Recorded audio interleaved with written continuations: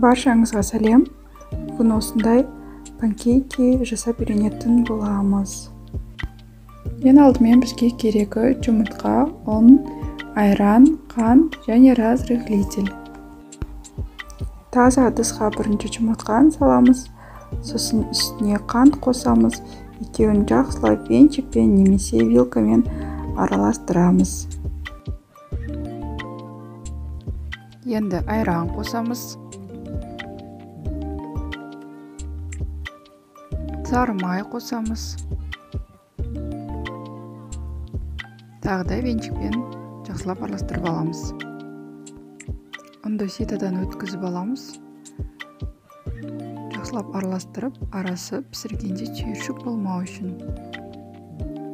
Мен осылай 2-3 бөлікке бөліп өткізіп алдым. Бәрін жақсылап араластырып шыққан соң, бізде осындай қою масса болып шығу керек. Енді сковородкамызды қыздырып, панкейкімізді пісіретін боламыз.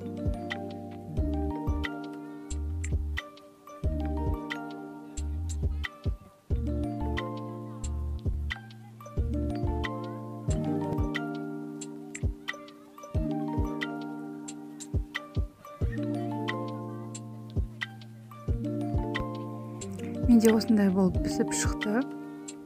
Өте дәмді, тез және оңай пісіріледі. Дайындап көрсеңіздер болады. Менің каналыма тіркеліп лайк қоюды ұмытпаңыздар. Сіздермен болған Гүлвира.